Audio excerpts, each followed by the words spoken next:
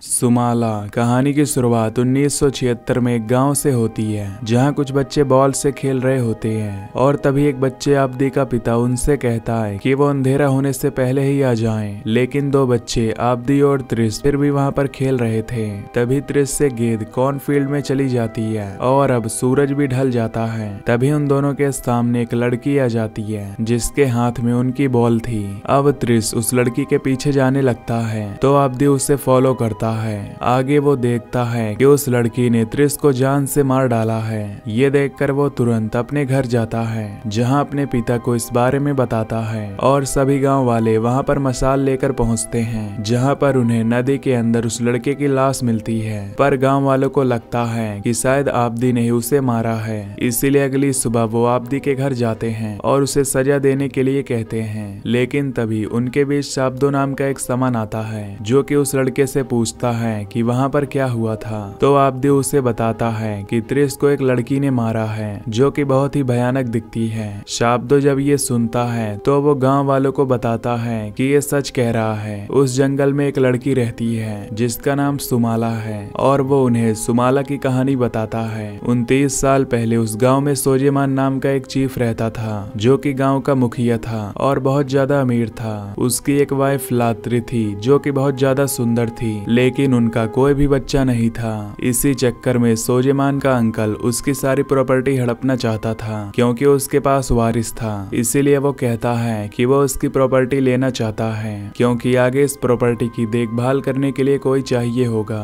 तभी लात्री वहाँ पर चाय लेकर आती है और वो अंकल को रुकने के लिए कहती है, लेकिन वो अंकल उसे बहुत ही गंदी नजर से देखता है। सोजीमान ये देखकर लात्री को घर के अंदर भेज देता है और उसका अंकल कहता है कि अगर इतनी सुंदर बीवी उसकी होती तो वो अब तक 8-10 बच्चे पैदा कर चुका होता। लात्री को ये सब सुनकर काफी ज्यादा बुरा लगता है। वो जानती थी कि उसके पति के अंकल उसकी सारी प्रॉपर्टी को हड़प लेंगे। उसके जाने के बाद सोजीमान अपनी बीवी लात्री से कहता है कि वो लोग बहुत कोशिश कर चुके हैं लेकिन वो प्रेग्नेंट नहीं हुई, इसीलिए अब वो उसे कुछ हफ्ते का टाइम दे रहा है। अगर वो प्रेग्नेंट नहीं हुई तो वो दूसरी शादी कर लेगा। लात्री ये सुनकर बाहर जाकर रोने लगती है और तभी वो अपने दो नौकरों को बात करता हुआ सुनती है जिसमें से एक नौकर की बीवी को भी सेम प्रॉब्लम थी, लेकिन उसकी बीवी ग्रैंडमा तुकना के पास गई और उसकी मदद से उसे बच्चा हो गया। अब लात्री जब ये सुनती है तो वो भी ग्रैंडमा तुकना से मिलना चाहती है, इसीलिए वो नदी किनारे पहुंचती है जहां पर एक नाव चालक उसे नदी पार कराता है और उस बूढ़ी औरत के घर में ले जाता है। लात्री जब उस बूढ़ी औरत को सारी बात बताती है तब वो बूढ़ी औरत कहती है कि उसे एक नहीं बल्कि 2 बच्चे देगी। एक बहुत अच्छी होगी लेकिन दूसरी बहुत ज्यादा इविल होगी और जब वो दोनों बच्चे 10 साल के हो जाएंगे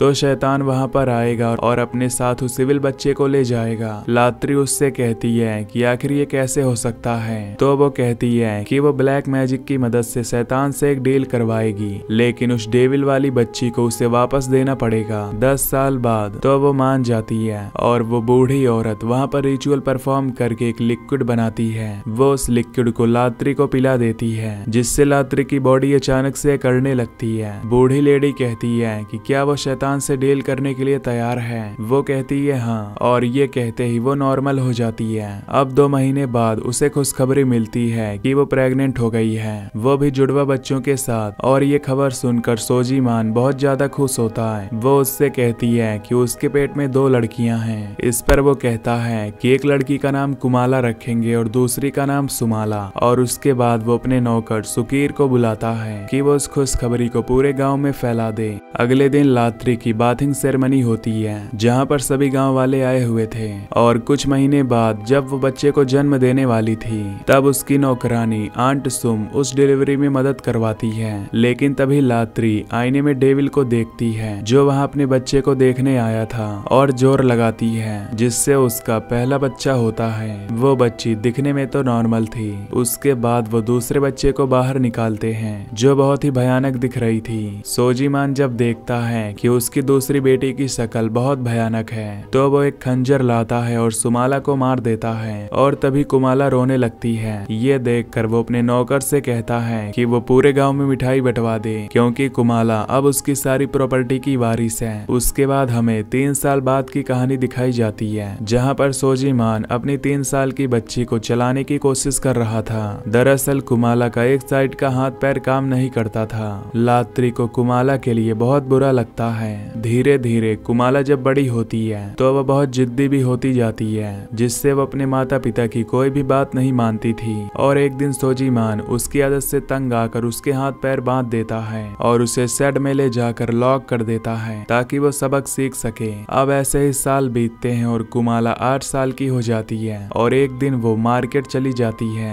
जहाँ पर कुछ बच्चे उसे देखकर उसका मजाक उड़ाते हैं और उसे मारते हैं। और जब उसका पिता ये देखता है तो वो उन बच्चों को कुछ भी नहीं कहता और कुमाला को अपने साथ ले जाता है और उसे शेड में फेंक देता है। उसके बाद वो कोड़े मंगाता है और उससे कहता है कि वो आगे से बाहर न जाए क्योंकि इससे उसकी बदनामी होगी। कुमाला अपनी माँ से मदद मांगती है, लेकिन उसकी माँ भी उसके पिता से बहुत ज्यादा डरती थी। उनकी नौकरानी आंट सुम कुमाला को बहुत प्यार करती थी। वो कुमाला को अंदर ले जाती है और उसे कहती है कि तुम्हें स्ट्रांग रहना सीखना होगा। वो कुमाला से पूछती है कि क्या वो पियानो बजाना चाहती है, तो कुमाला हाँ कहती है। तो वो उससे पियानो बजवाती है और उसके बाद उसके लिए प्रेजेंट के तौर पर एक डॉल लेकर आती है और कहती है कि कल उसका बर्थडे है और वो 8 साल की हो जाएगी। रात को कुमाला जब अपने कमरे में सो रही होती है तो अचानक से उसे डेमोनिक आवाज आती है। कुमाला जब उठती है तो क्लोजेट के अंदर से उसकी जुड़वा बहन सुमाला की आत्मा बाहर निकलती है, जिसे देखकर वो उससे पूछती है कि वो कौन है। तो वो उसे बताती है कि वो उसकी जुड़वा बहन सुमाला है, जिसे उसके माता पिता ने जन्म लेते ही मार दिया था और वो वापस से उन लोगों से बदला लेने आई है, लेकिन वो उसे कुछ भी नहीं करेगी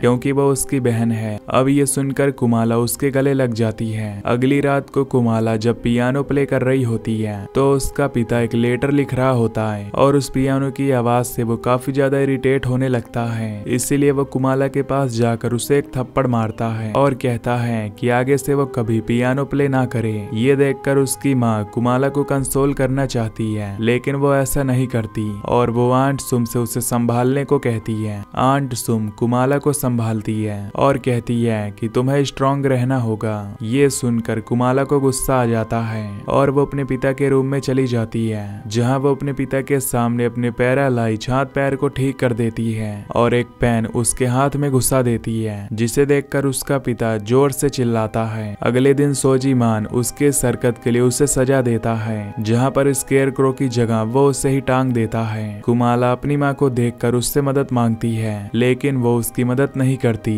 अब रात को वो लोग कुमाला को वापस ले आते हैं, जहां पर कुमाला अचानक से डाइनिंग टेबल के ऊपर चढ़ जाती है और डाइनिंग टेबल पर ही पी कर देती है। ये देखकर उनका नौकर उसे रोकने लगता है, लेकिन वो उसके बाल नोचकर वहां से भाग जाती है। उसे ढूंढने के लिए आंट सुम और उसकी माँ बाहर जाती हैं और तभी वो कुमाला को मुर्गियों के अंडे में पाती है, जहां वो मुर्गियों को काट कर खा रही थी। अगली सुबह आंट सुम कुमाला के रूम में आकर उससे पूछती हैं कि कल रात उसे क्या हो गया था। तो कुमाला उसे बताती है कि उसने ऐसा कुछ नहीं किया था, बल्कि यह सब सुमाला उससे करवा रही थी। अब उसकी ये बात उसकी माँ सुन लेती है। वो हैरान हो जाती है क्योंकि ये बात सिर्फ उसे और उसके पिता को पता थी कि उन्होंने दूसरी बच्ची का नाम सुमाला रखा है। अब वो काफी डर जाती है और वो उस बूढ़ी औरत से मिलने का फैसला करती है। तभी आंट सुम उसे नोटिस कर लेती है और वो अपने बेटे से कहती है कि वो कुमाला का ख्याल रखे। वो मालकिन के पीछे जा रही है। जब वो लात्री का पीछा करती है तो लात्री उस नदी किनारे पहुंचकर उस नाव चालक से कहती है कि वो उसे उस बूढ़ी लेडी की कुटिया में ले चले,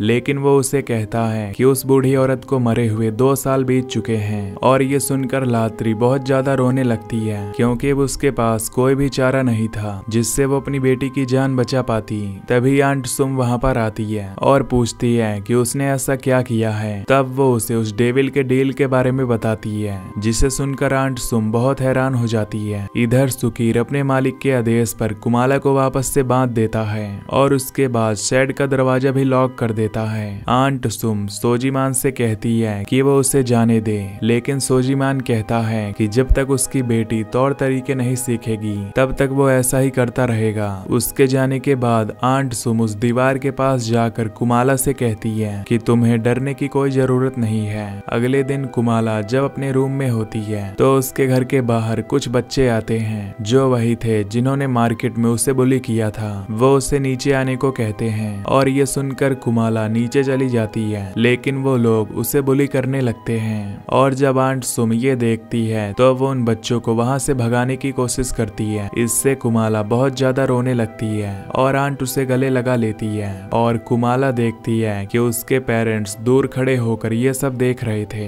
रात को कुमाला को उसके पिता ने वापस से शेड में बांध दिया था और जब वो लोग डिनर कर रहे थे तो शेड के अंदर से उन्हें कुछ आवाज आती है। इधर कुमाला रस्सी तोड़कर शेड से बाहर निकल गई थी और उसके बाद वो एक बॉक्स खोलकर उसके अंदर से एक नुकीला चाकू निकाल लेती है और उसे लेकर गांव की ओर चली जाती है उन बच्चों से बदला लेने के लिए। एक बच्चा जब बाहर कुएं से पानी भर रहा था तभी कुमाला उसे झाड़ियों से आवाज लगाती है और जब वो वहां पर जाता है तो कुमाला उसे पकड़ती है और उसे स्टैब करके कुएं में गिरा देती है। उसके बाद दो बच्चे जब वापस अपने घर जा रहे होते हैं तो कुमाला पेड़ पर बैठी होती है जो कि एक बच्चे को पत्थर मारकर उसे जान से मार देती है और दूसरा बच्चा ये देखकर वहां से भागने की कोशिश करता है तो वो उसे भी चाकू से काट देती है। अब अगली सुबह जब वो बच्चे अपने घर में नहीं मिलते तो उनके पेरेंट्स जंगल में उन्हें ढूंढने चले जाते हैं। रात होने पर भी वो बच्चे उन्हें नहीं मिलते। इधर हम बाकी बच्चों को देखते हैं जो कि एक लड़के के घर में रुके हुए थे और तभी कुमाला वहां पर आ जाती है जो कि उनकी बॉल उन्हें देती है और उन्हें बाहर बुलाती है। और जब वो बाहर आते हैं तो वो सभी कुमाला को छेड़ने लगते हैं, लेकिन तभी कुमाला एक बच्चे को बहुत ही बेरहमी से मार देती है और वो एक एक करके उन सब को मार देती है। सुबह जब गांव वाले उन बच्चों को जंगल में ढूंढ रहे होते हैं तो उन्हें वहां पर दो बच्चों की लाश मिलती है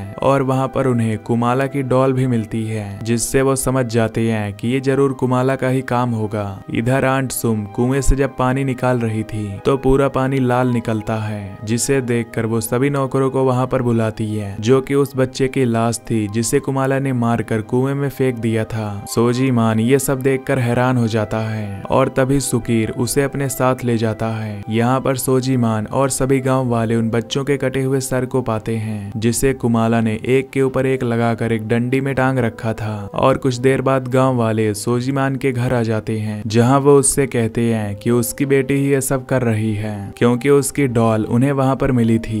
लेकिन सोजी मान एक चीफ होता है इसलिए वो अपना पावर दिखाता है और उन गांव वालों को वहाँ से भगा देता है। उसके बाद सोजी मान अपनी बीवी से पूछता है कि उसने तो उसे बांध कर रखा था। ये देखने के लिए वो दोनों शेड के अंदर जाते हैं जहाँ पर उन्हें बोरियों के पीछे टूटी हुई दीवार मिलती है, यानी कुमाला हर रात को वहीं से बाहर जाती है। लात्री सोजीमान को बताती है कि ये सब कुमाला नहीं बल्कि ये सब सुमाला कर रही है। सोजीमान उससे कहता है कि तुमने ये बात पहले क्यों नहीं बताई। वो कहती है कि उसने जन्म होते ही सुमाला को मार दिया था, बल्कि डेविल की डील कि उन्हें उसे पाल पोस कर 10 साल तक बड़ा करना है, जिससे उनकी डील टूट गई और अब सुमाला वापस आई है और वो गांव में उन बच्चों को मार रही है। अब सोजीमान कुमाला के पास जाता है और पूछता है कि क्या उन बच्चों को तुमने मारा है। तो वो कहती है कि मैंने नहीं बल्कि सुमाला ने उन्हें मारा है, यानी उसकी बॉडी के अंदर सुमाला मौजूद है। इसीलिए वो तुरंत सुकीर को आदेश देता है कि वो उसके पैरों को बेड़ियों से बांध दे ताकि कुमाला रात को कहीं पर भी न जा पाए। लात्री उससे पूछती है कि तुम कहाँ पर जा रहे हो। तो सोजीमान बताता है कि वो मिस्टर कुसन के पास जा रहा है और इसमें वही उसकी मदद कर सकते हैं। इधर आंट सुम कुमाला को इस हालत में देखकर रोने लगती है। कुमाला आंट को बताती है कि कल उसका बर्थडे है और वो 10 साल की हो जाएगी,